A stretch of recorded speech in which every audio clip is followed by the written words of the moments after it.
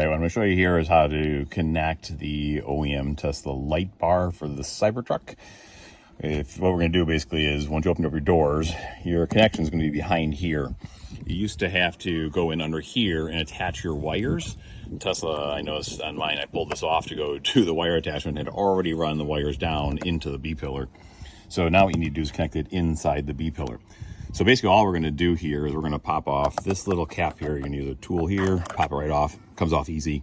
There's a 10 mil underneath here that's holding this panel on. We're going to remove the 10 mil. We're going to pop this panel forward. And then right under here, you're going to find your connections. All we're going to need to do is plug them in here. And then we'll get the light bar set up and connect it from there.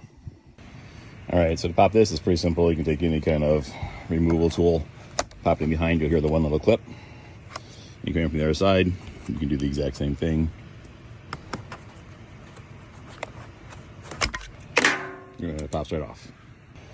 And then here's what the back of the clip looks like. So you can see this actually fits in here.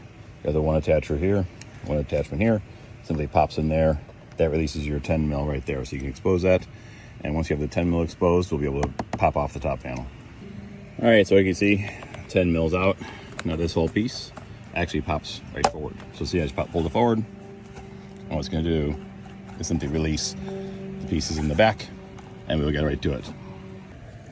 All right, now when you pop open that panel, what you're going to notice is you actually have the attachment here that's going to go, that was to the light bar, and then you have the clip over here to the side that's going to plug into. You see the black one right there. On mine, they had this attached down with this tape, which was preventing this one from moving. So I just freed up the tape a little bit. All you're going to do is you're going to slide the plug into here, and you can reattach the tape you want to secure it.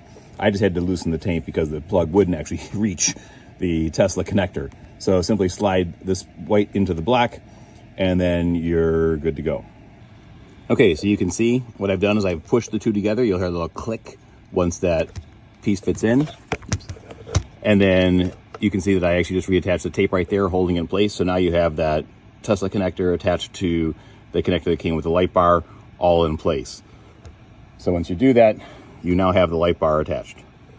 All right, now we've connected the wiring inside.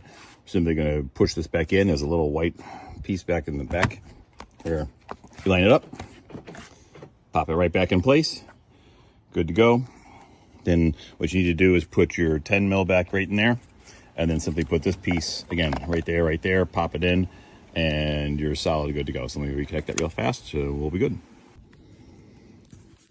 Okay, 10 mil back in, take the piece, line up to the clip areas, push it back in, and you're done. All right, now that we've attached the bar and connected it under the B pillar, what you're gonna do is you're gonna come in, open up your command menu. You're gonna come over here to outlets and mods. You're gonna click on that. And then up here, you've got this power feed to the roof. You're gonna activate that. What that's gonna do is actually send power. Once you do, what you'll notice is the truck now recognizes the light bar because you actually just connected it out there under the B pillar. And so now it's setting things up there. So what you'll notice is you can do, and you can open and adjust the settings under lights. You can just click here, just go over to lights. And now what you'll notice is you actually have the settings for the light bar. So you can set those up here, and you have the option to do off, ditch lights, floodlights, or both. Now, again, the difference between these, ditch lights will be off to the side. So think about the ditches on the side of the roads. It'll light the two sides going off in the ditch.